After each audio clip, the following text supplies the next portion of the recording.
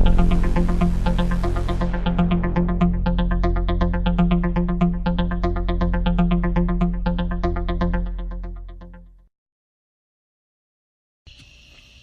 going on, Fourth and Inches podcast listeners? You got Stevie P and Kev. What's up, Kev? What's going on, Stevie P? What's up, everybody out there? It's our waiver wire segment for the week. So we got our list in front of us, so let's get into it. Sounds good. All right, guys. So today we are going to go over the waiver wire lists, like Kev just said. So we will start. You want to start? Do you want to get into do you want to do the injuries first, Steve? Yeah, we can do the injuries. Let me pull that up. So we're gonna real quick just talk about the injuries. I'm gonna tell you who's injured, who is not playing this week, who might play this week. All those fun little details that we have. All right, so we're gonna start with injuries. All right, so we have for the running backs, Marshawn Lynch is suspended. He's not injured, but he is out this week. Andre Ellington has a quadricep. We're not sure if he's playing. He's questionable. We have Terrence West. Didn't practice on Monday. He's questionable. Leonard Fournette is on a bye week, but he's still questionable with the ankle. We got Charcandrick West with a concussion. He's likely to come back this week. We have Paul Perkins. He has a rib injury. He's questionable this week. Wendell Smallwood with the knee is questionable. He's played last night, so we're pretty sure he's going to play again this week. We have C.J. Procise with an ankle injury. He actually was healthy scratch last week, so he just didn't see the field at all. DeMarco Murray's on a bye week also, has a shoulder injury. Rob Kelly with an ankle, played last night. Jay Ajayi has an elbow injury, and he left practice early on Monday. So we're gonna have to check that out later on in the week and see what's up with that. Golden Tate we're with the wide receivers now. Golden Tate has a shoulder injury, probably gonna miss a couple of weeks. Bashard Perryman has a concussion, left practice on Monday. Or limited practice Monday, I'm sorry. Mike Wallace had a concussion. He also was limited. Jeremy Maclin, shoulder limited on Monday. Kenny Galladay, limited on Monday. Devontae Parker has an ankle, and he's limited on Monday. Stephon Diggs has the groin still, and he's marked as questionable right now. We got Michael Floyd with a hamstring. He's questionable. Willie Snead, hamstring. He sat out last week. He's questionable this week also. We have Sterling Shepard with the ankle, but he's also on a bye week. We have Corey Davis with the hamstring still bothering him. He's on a bye week also. Juju Smith-Schuster has concussion symptoms. He's questionable. We have Emmanuel Sanders has an ankle. He's day-to-day from what we understand, but we'll have to see how that goes later on in the week. He's a Monday night game, so you might want to definitely keep eye on that and make sure if you have him in your lineup, you make sure he's playing because, like I said, it's Monday night. So Carson Palmer broke his arm this weekend. He's out for 4 to 6 weeks. Jay Cutler has some broken ribs. He's out for multiple weeks likely. Sam Bradford with the knee is out. They're targeting a Week 10 return, but we all know about Sam Bradford and those knee injuries, so we'll see how that goes. Teddy Bridgewater has a knee injury. He actually was removed from the PUP list this week and should be returning Week 10. Likely to return Week 10. So Charles Clay out two or three more weeks. Julius Thomas has the knee. Limited practice on Monday. Delaney Walker with an ankle is questionable. Ben Watson with a knee is questionable. We have now we have some kicker injuries which aren't normal, but we do have some kicker injuries. Graham Gano has the knee and he's questionable. Dan Bailey has a groin and he's out for multiple weeks. If you had Dan Bailey and you want his backup, Mike Nugent was signed today by the Cowboys. And that is it for injuries.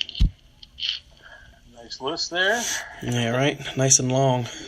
Usually they are. Around this time of the year, this is when injuries become kind of a nuisance to fantasy lineups.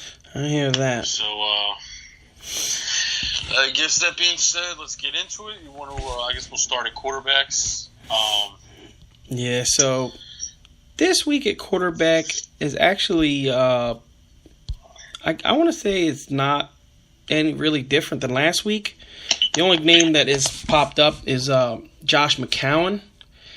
Yeah. Josh McCown has actually been pretty good this year. He's completing over 70% of his passes. And every week I hear people say how, the Jets defense is going to get, offense is going to get dominated and they're not going to be able to score. But every week they seem to score and put up points. So at some point you just got to figure that they're not as bad as everybody thinks they are. So, Josh McCown, if you're hurting at quarterback, I don't see is a bad option. What do you think, Kev? Yeah, I totally agree. If you, maybe Cutler was starting somehow for you, or Palmer was starting somehow for you. Both those guys get injured. McCown is definitely a good fill-in on one of my leagues here. I'm just going through the stats with McCown, and he's actually the number 12 quarterback overall in this league. So he's actually been producing. I mean, he hasn't had his bye week yet, while some of the other quarterbacks like Drew Brees and other guys have. But he's ahead of Brees, or Brees is ahead of him even still. But that's just he's been definitely slinging the ball around. Me and Steve were watching games together this weekend, and one of the things we said was exactly what Steve just said. Like, people talk about the Jets offense like, who would want a player from that team. But, they have a lot of guys that seem to produce. I mean, whether it's Forte and Powell both producing, Jermaine Kearse has had his weeks. Robbie Anderson scored a touchdown this week. Safarian Jenkins has been, he's a top 10 tight end, right now with the way things are looking. And like I said, McCown has basically been a top 15 quarterback probably in most leagues. So, yeah, I think McCown is definitely a good guy to pick up, especially if you're hurting at quarterback or if you got guys on a bye week. Yeah, I hear that. It's one of those situations where injuries to quarterbacks have been happening this year. In past years, you're not really too worried about it, but we've seen Mariota go down. We've seen Andrew Luck's not playing. We saw Aaron Rodgers drop. In the beginning of the season, it was what's his name from the Ravens, Joe Flacco, with a back injury. Yeah, Flacco. So there's been a lot of quarterback injuries this year. So McCown is actually somebody that could be starting for you. If we just if we go over the numbers, these numbers here are actually 6-point touchdown. It's a 6-point touchdown league, which honestly I think everybody should be playing in, but. If you do play in one of those leagues, he's had 9 week 1 against Buffalo, and we all know how good Buffalo's defense has been this year. But after that, he was 19.1, 15.7, 4 points. He had a terrible game against Jacksonville, but a lot of quarterbacks have had terrible games against Jacksonville. He had 16.7 against Cleveland. He had 29.1 against New England, and then he had Miami last week, 30.1. So his schedule coming up, he's got Atlanta, Buffalo, Tampa Bay, then he's got a bye. Carolina, Kansas City, Denver, New Orleans, and the Chargers. And honestly, really the only 3 matchups there that I see that I would worry about is Denver, Buffalo, and Carolina, really. Because we all see how terrible Kansas City's defense has been.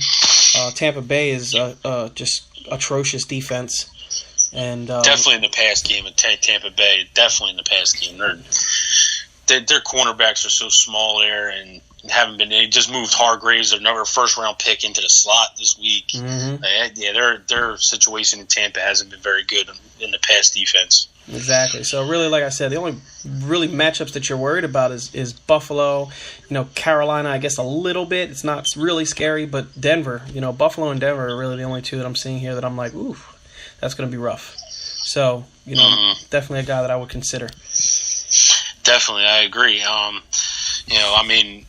Like we said, the quarterback waiver wire pretty much isn't really that deep. Another guy I guess I'd bring up would be Case Keenum. Yeah. He's got a pretty good matchup this week. He's only 10% owned. He's got a good matchup against Cleveland this week if you need a bye week fill-in. This is pretty much based on matchup and just, hopefully Stephon Diggs comes back this weekend, and with Keenum in there with Diggs and Thielen, he should be able to have a pretty good week. Because Cleveland's pretty good at stopping the run, but they do not stop the pass. This is why they lose games. So yeah, Keenum is probably another good bye week fill-in if you need a guy for this week. Yeah, I agree with that. So we're going to talk about Andy Dalton real quick, just because we've talked about him a couple of times. Last week in a bad matchup against the Pittsburgh Steelers. Pittsburgh Steelers defense has actually been pretty good this year. He had 13 fantasy points. But if you're talking about other weeks before that, we all know that the offensive coordinator got fired in week 2. So in week 3, with Bill Lazor, he's had 212 and 2 touchdowns, 286 and 4 touchdowns, 328 and 1 touchdown, and then 140 and 2 touchdowns last week. Is a guy that is going. He has Indy this week. Next week he has a really tough matchup against Tennessee, but then after that he plays Tennessee. Oh no, I'm sorry. Week 9 he plays Jacksonville. Then week 10 he's got Tennessee. At week 11 he plays Denver, which is a tough matchup. And then after that he's got Cleveland, which we all know how that's gonna go. Pittsburgh, at home this time, so luckily, maybe he does a little bit more. But then he's got Chicago, Minnesota, Detroit to finish up the season. And, Minnesota really is the only team there that I'm worried about. So, he's got some good matchups, some bad matchups, and if you need a quarterback, why not? Yeah, my only thing with Dalton, which we saw this week, is, man, their line stinks. Yeah, it's bad. Like, he was just getting smashed this whole weekend, and, that could just be a problem for Andy Dalton going forward. But, he's definitely the guy that, what we said last week, he's definitely the most, probably the most consistent of the waiver week guys of the waiver wire guys that, last week when we were talking about replacing Aaron Rodgers, that was definitely the most consistent guy. But quarterback waiver wires are usually pretty weak. I hear that. So we'll continue on. We got the running backs now. I'm just going to run through the list that we have here because, honestly, the running back, honestly, it didn't really change from last week. They added maybe DeAndre Washington you might want, and Jalen Richard, either one of those guys because Marshawn Lynch's suspension. But we have Dion Lewis at 20.4%. He should be much higher owned. DeAndre Washington at 3%.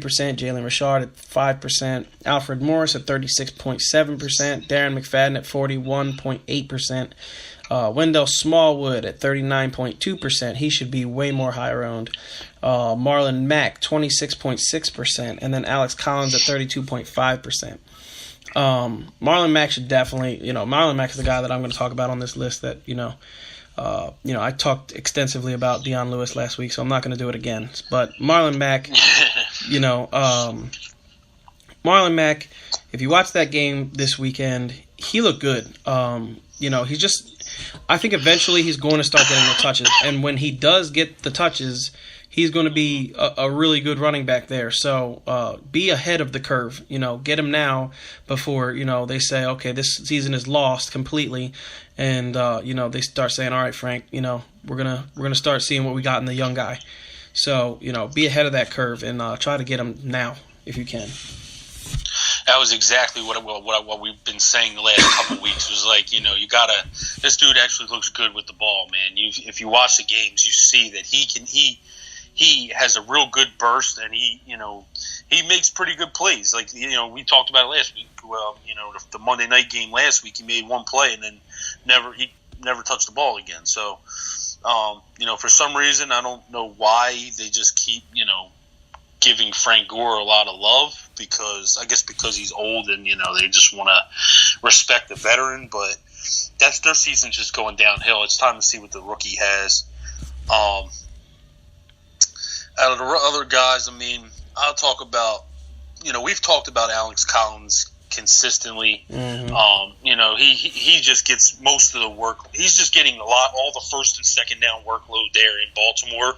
And, the only problem with that is that they're not a very good offense. So Therefore, you're not getting a lot of points because they're not scoring a lot of touchdowns, and that's why Alex Collins doesn't have a touchdown on the year. But he's still someone that has to be owned because of the workload that he's getting. Smallwood, same thing. We've talked about him, and the thing with Smallwood is he's obviously sharing the role with Blunt when he does come back. This week we saw a little bit of Corey Clement in the backfield. He caught the touchdown pass. Barner, I don't think was in there too much. He had a handful of carries, like two or three. I was going to say maybe 2 or 3 carries for Barner, but Smallwood is definitely going to be, I think, step into that role full time when he's 100% healthy. And long term, I think Smallwood is probably the best answer on this list if you need running back help. The guy actually is going to produce. And another thing I like about Smallwood that is very underestimated. That's a very underestimated thing going into the year is that he's going to have fresh legs because he hasn't really played a lot due to the injury and due to sharing time with Blunt and Darren Sproles being there for the first few weeks. He's going to have some fresh legs, and you get a guy with fresh legs coming in there against guys that have been pounding it out for 8 weeks, and you're going to see a good amount of production. So I like Smallwood definitely long term. Maybe not just this week, like long term for the rest of the season. Smallwood's probably a really good pickup. Yeah, I agree. I like Smallwood. Every time I see him get on the field, he seems to impress me. He has a running style that I like. He's shifty and he's quick to the hole, and he can make a defender miss. So that's got big play ability written all over it. The only issue that I would see with Smallwood that you're going to have to monitor is their left tackle going down. Jason Peters. Yeah, Jason Peters got hurt last night, torn ACL, MCL, out for the rest of the season. So that's just something you're going to have to monitor. I wouldn't downgrade the running game in Philly just yet. You have to see how it looks next week. They have an easy game against the 49ers, a game that they're probably going to be running a lot after the second half, because they're probably going to have a pretty solid lead. So I would just like to see how they look running the ball. The 49ers are not a good defense, but what you want to see is running backs take advantage of bad defenses. So if you see them taking advantage of a bad defense, then the running game is going to be okay. So that's just something you're going to have to monitor for the next week or two. So we'll go to the wide receivers. Honestly, real quick before we go to the receivers, Steve, let's just bring up Jalen Richard and DeAndre Washington. Yeah. If you're picking those guys up, it's probably just a 1 week fill-in until Marshawn gets back, and even then, that they don't run the ball very much. No. You see it with Marshawn; they're not getting a lot of. Marshawn's not getting a lot of carries, and it's mainly because they just do not run the ball very much. It's not, Marshawn hasn't been good, but he also isn't getting the ball, and he's a guy who needs to touch the ball, 15 to 20 times a game in order to, get good production. So, you can go ahead if you're hurting at running back. Maybe you got a couple bye weeks and you need to fill in. You could probably pick up Jalen Richard or DeAndre Washington, but they're probably just 1 week bye week fill-ins, and they're probably not going to give you great production this week due to the fact that they just don't run the ball very much. If I had to choose one, I'd say Richard because he's actually looked not bad when he's gotten the ball, but. Out of those two, I would say Richard, but I wouldn't be high on either one. I hear that. I feel the same way. It's, they're basically 1 week guys. It's a team that is struggling running the ball, period.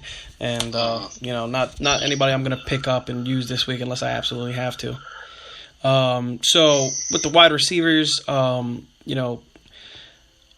really, it's Kenny Stills at 15.4%, Ted Ginn Jr. at 44%, Josh Doxson at 13.3%, Robert Woods at 19.5%, Cooper Kupp at 40.8%, and Marquise Lee at 41%. Honestly, the really only guy on that list that I'm too concerned with is Josh Doxson, and it's because if you watched the game last night, he was the starter. They have completely given up on Terrell Pryor. Terrell Pryor I don't think got a target all game. Yeah, I don't remember him getting a target in the game. Yeah, I actually did have 2 targets. He didn't catch either one of them. I think he caught a 4-yard pass. 3 targets. He had 3 targets in the game and caught a 4-yard pass for a first down, and that was it. But honestly, Josh Doxson was a first-round pick. He's a kid with talent. He's a big kid. Last night, you could see his speed running up the sideline. The Eagles were just, I think the Eagles kind of suspected he would be getting some targets and were covering him over the top a lot last night. But he did look good, and if he's going to be the number one guy or playing the X position in an offense where they throw the ball, it's a guy that I would like to have on my team. So pick him up if you can. Yeah, I agree. I like Josh Doxson. I loved him coming out of TCU.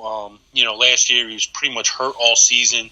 The one thing that I heard was that Jay Gruden doesn't like him because of his work ethic and everything like that. But Terrell Pryor just isn't producing, and so they may have to go in this direction. And it seems to me like Doxson and Pryor are kind of very similar players. So I just don't know why I think they would need more of a possession guy out there, but I think they expected Crowder to be that, and he just, he hasn't really been for the first, 8 weeks of the season or 7 weeks of the season.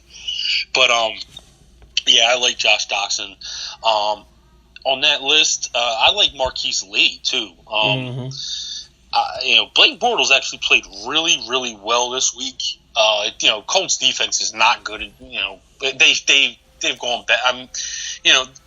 They've actually stopped the run this year pretty well, but the Colts defense is not good, and definitely not against the pass. And Marquise Lee is, but Marquise Lee is pretty much the number one option in Jacksonville. I mean, Allen Hurns gets his fair share of targets, especially in the red zone.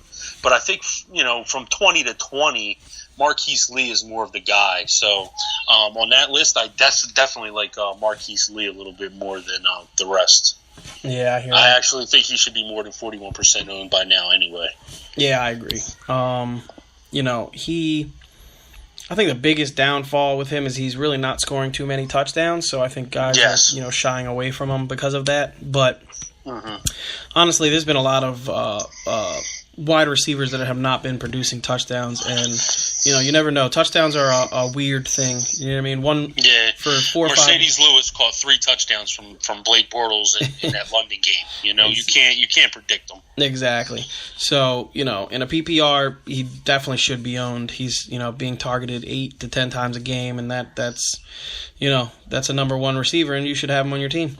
It's simple as that. Kenny Stills, we're going to talk about just briefly. Kenny Stills had a really good game. Honestly, he's actually had a really good 2 weeks. In the last 2 weeks he's had 13 targets. He's caught 10 of them, and he's scored 3 touchdowns. Yeah, you know what I mean. So he has the last couple weeks produced. Exactly, but me and Kev were actually talking about this a little bit earlier. And the issue that I personally have with Kenny Stills is he's basically Deshaun Jackson, but worse. He's not a consistent producer. If you go over his numbers, he was 2 for 37 in week 1 with a touchdown. He was 4 for 51, 3 for 13, 1 for 13, 4 for 49 and a touch, 6 for 85 and 2 touchdowns. So,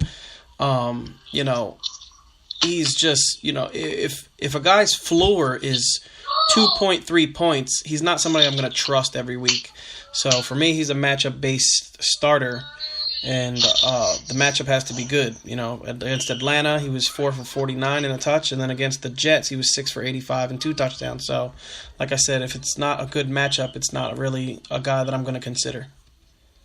Yeah, and like I told Steve earlier, once Devontae Parker comes back, a lot of his production just goes away. You know what I mean? So I'm not big on Kenny Stills at all. We've been down this road before. He puts up a couple good weeks every year, but long term, he's not very good, a very viable option. Yeah, if I have him, on my team, and I'm looking, really the games that I'm looking to play him is Week 9 against Oakland, Week 11 against Tampa Bay, and then I probably wouldn't play him again, maybe in Week 14, at home against New England. I probably wouldn't play him in New England in Week 12. And then he's got Denver, Buffalo, and Kansas City. So, honestly, there might be 3 or 4 games that I'm going to, possibly start him. So, like I said, if you need him, he's a matchup-based starter for me. Yeah, pretty much. I mean, like I said, we pretty much know what the Kenny Stills, brings to the table. Yeah, we pretty much know he's not a rookie anymore. He's been around for a while now. Another guy I want to talk about real quick is Robert Woods. If you've got bye weeks with receivers, I think Robert Woods is actually not a bad fill-in. Of those two we talked about, I'd probably rather have Cooper Kupp, but we've been talking about Cooper Kupp continuously for the last 3-4 weeks. Mm-hmm. So I'm kind of I don't really want to get into him too much, but over the last 3 weeks you've had 5 for 66, 5 for 70, 5 for 59. That's double digits in PPR scoring every week over the last 3 weeks for Robert Woods. Now he doesn't have he's on a bye week this week, so he's not a guy you're going to pick up this week going forward, but pick up to fill in this week. But going forward, if you have bye weeks, I think Robert Woods is a good bye week fill-in that's going to give you pretty consistent production around that. And if he gets a touchdown, you're looking at probably at least 15 points, and I think that's a very good number. Like I said, if his floor is going to be 9 to 10 points, I think that's a good bye week fill-in if you have multiple receivers on bye. I hear that. Yeah, he's been pretty consistent with, targets and catches. He has a 100-yard game on the season. So, he's somebody that, like Kev said, bye week filler. If you need him, start him. Mm-hmm. So the next tier is tight ends. We got Tyler Kroft, Jack Doyle, and O.J. Howard. Honestly, really the only guy that I think I'm interested in is Jack Doyle. I know O.J. Howard had the 2 touchdown games against Buffalo, but if I watched that tape today a couple of times actually, and he was wide open on. He was just wide open. Yeah, both. And literally he was just wide open on the plays where he caught the touchdowns. And for me, I'm not going to rely on a guy who's completely wide open. I think Cameron Brate had so much being focused on him. Jordan Poyer was playing him over the top. They were just worried about him going up the middle, and the crossing routes with O.J. Howard were just killing them. They weren't, they were just letting him sneak out and completely just eat them up over the, over that crossing route over the middle, and was basically the culprit of the 2 touchdowns. So, not a person that I'm really gonna worry about. We've said it before. Rookie tight ends really don't normally produce. Evan Ingram is an anomaly in that situation, but not somebody I'm going to rely on. Evan Ingram's been a beast. Yeah, Evan Ingram's been very good, but it's also a situation where he has to be. You know what I mean? He's on a team that basically lost everyone. And O.J. Howard also has another guy taking tight end production away from him too. Yeah, yep. It'd be different if Cameron Brate wasn't there. O.J. Howard might be, a really stud, but he's got another guy taking that production. And yeah, I agree with you. I'm not big on O.J. Howard as an actual starting tight end. Maybe if you have a tight end bye week for your tight end, but yeah, I'm with you. I'm not necessarily big on O.J. Howard. I hear you. And Jack Doyle, Jack Doyle is situational player to me. I know he's on a bunch of waivers, but is not a guy that I'm really trying to pick up unless I have that situation where it's like, okay, I'll pick this. I guess I'll pick this guy up. But this week he was 6 for 44. Just going to go over his numbers real quick. This past week he was 6 for 44. Last week he was 7 for 50 and a touchdown. Then against San Fran he was injured, so he didn't play in that game. Against Seattle he was 5 for 27. Cleveland 2 for 16. We all remember that game because that was everyone start him on DFS and he did absolutely nothing. He did nothing. Yeah. I remember that. Yeah, and then Arizona, he was 7 for 89. So he seems to be getting the targets. He's just not getting a lot of yardage. If you're looking at the numbers, 6 for 44, 7 for 50, 5 for 27, 2 for 16, even 8 for 79. It's less than 10 yards a catch in every game. So it's kind of... if you need him, and, he has some okay matchups coming up. He's got Cincinnati, Houston, Pittsburgh, then he's got a bye, then he has Tennessee, Jacksonville, Buffalo, Denver, Baltimore. So for me, after week 13, you can't start him. So if you need a guy for, week 8, 9, 10, and then the bye week, and then week 12, he might be a guy for you, but you're not starting him against Jacksonville, you're not starting him against Buffalo, you're not starting him against Denver, you're not starting him against Baltimore.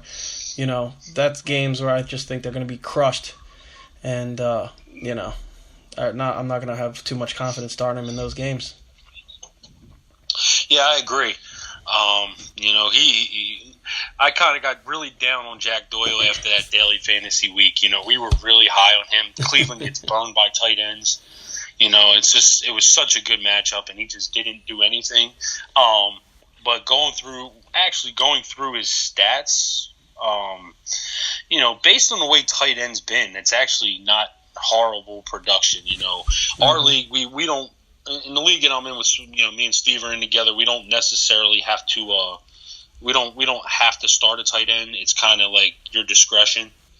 But, in leagues where you have to start a tight end, I don't think Doyle is necessarily a bad play.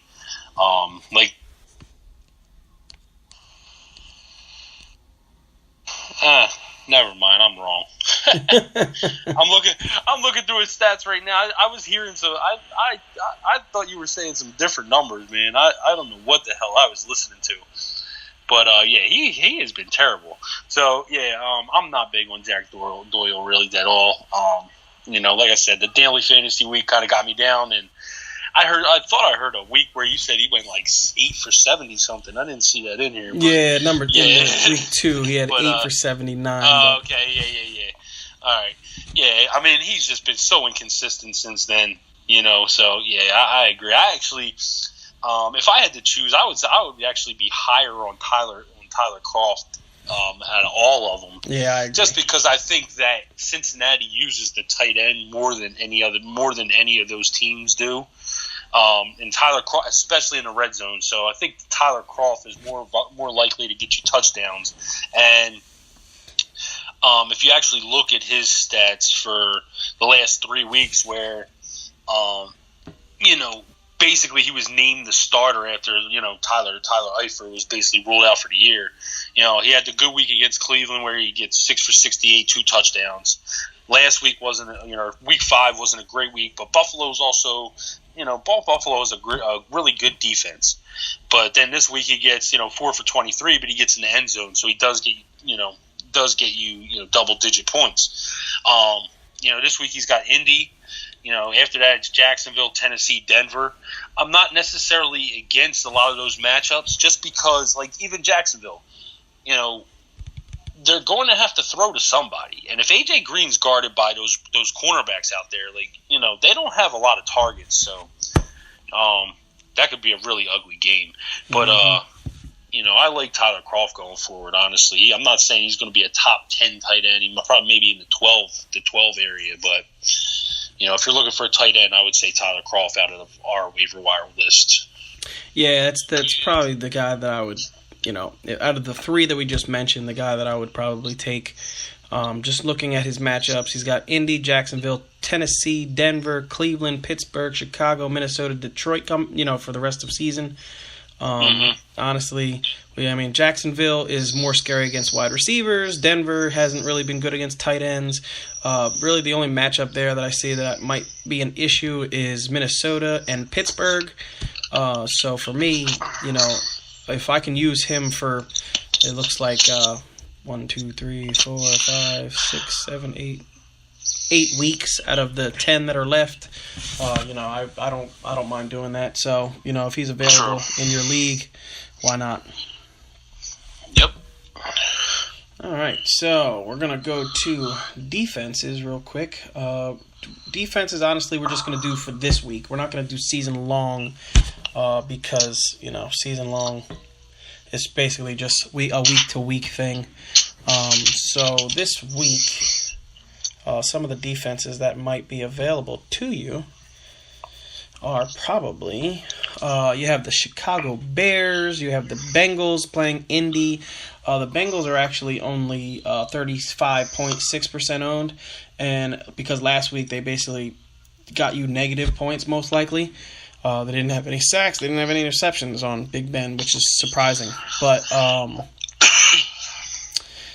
they're playing Indy this week. We all see how terrible Indy has been for the past, couple weeks. Teams are taking advantage of them. So I like the Bengals.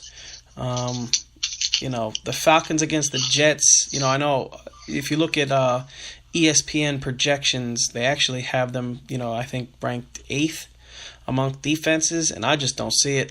Me and Kev talked about it earlier. The Jets' offense has been better than basically anyone could have imagined, and I don't see it. So definitely not picking them up this week.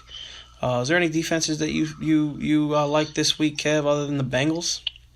I like the Saints, to be honest with you. I mean, okay.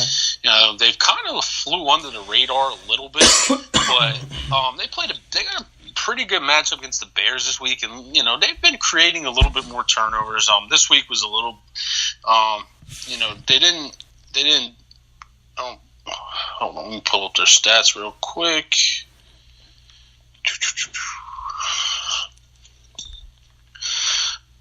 So this week they didn't really go nuts for you. They only got six points according to this league that I'm looking at. But the weeks before that it was 30, 15, and 11.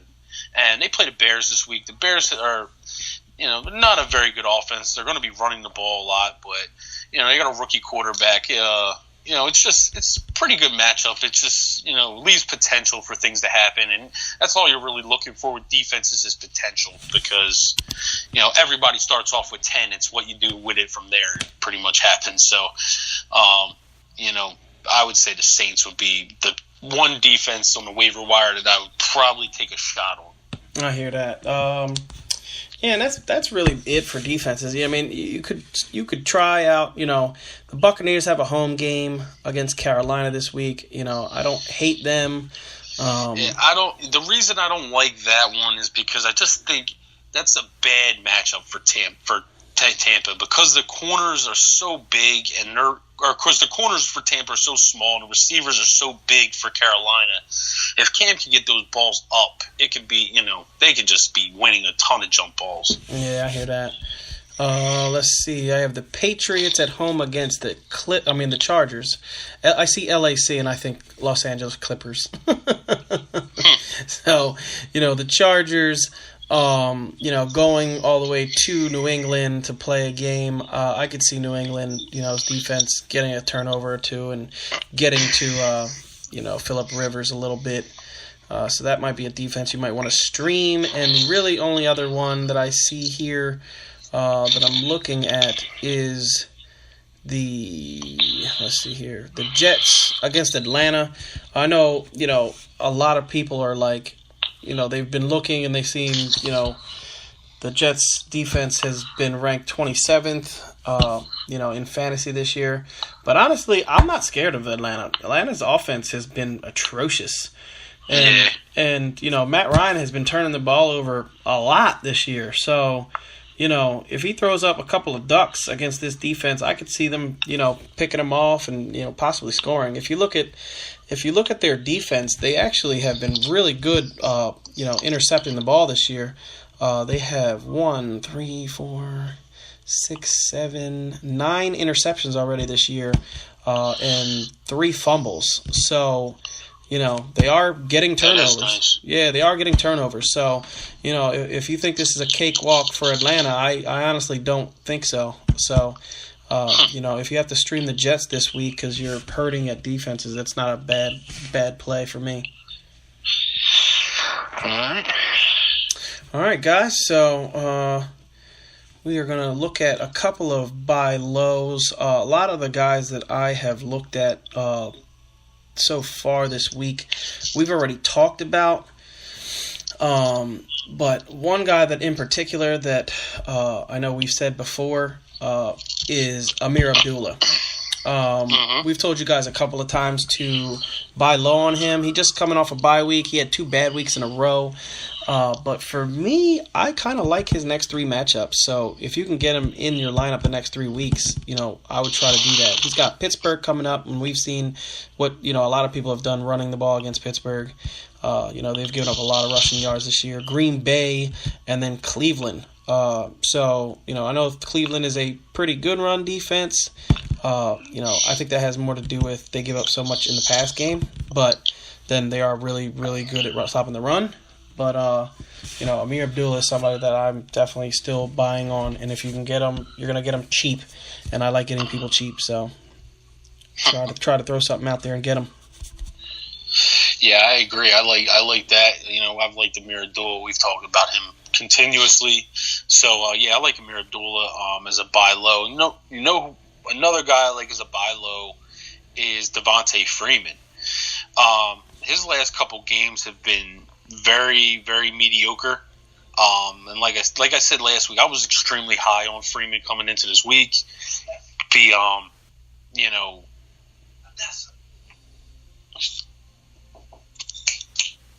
I'm sorry. He was very high coming into this week. Because of the matchup with New England, and because I just felt like they were going to use him a little bit more, which they just turned around and didn't. I think they're going to have to, though. Like we said, they have not been very good on offense. So, I like Devontae Freeman as a buy low candidate. He hasn't been good. He started off the season on fire. He was scoring a lot of touchdowns, and he just hasn't the last couple weeks. And if his owner's starting to panic a little bit because that offense isn't good, maybe you can get him from somebody for a little cheaper than what Devontae Freeman is actually worth. I hear that. The next guy I want to kind of talk about is Joe Mixon. For me, Joe Mixon's next 3 games I really, really like. He goes against Indy, Jacksonville, and Tennessee. These are all rush defenses that are like bottom end of the league. Jacksonville's a great defense, but terrible run defense.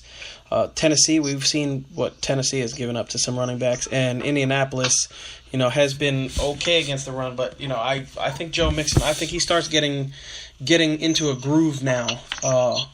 Especially because this week he came out and said, we need to run the ball more, and I think he's right actually. If you looked at the way that they have been getting pressure, teams have been getting pressure on them. You know what I mean? It's just crazy. Andy Dalton is running for his life, and they need to get that running game established to give Andy some play action passing time.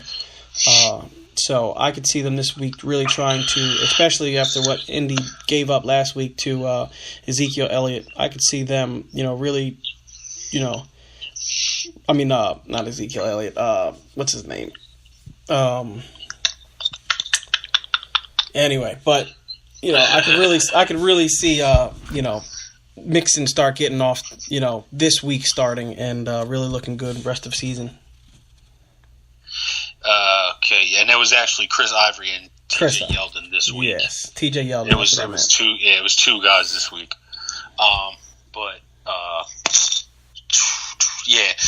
I don't know about Mixon, honestly. My thing with that, he came out and said that, but Marvin Lewis is saying he needs to mature, and he need, almost essentially saying he needs to shut his mouth. So I'm just kind of nervous about what that could mean for Mixon going forward. I've been high and basically been saying we were, like I said, me and Steve were watching the games together. I think I said it 5 times. Why is Jeremy Hill touching the ball at all anymore? Give this guy the ball. Give him his chance. He's a second-round pick. You saw what Dalvin Cook did as a second-round pick. You see what McCaffrey and Fournette are doing. Kareem Hunt's a third-round pick.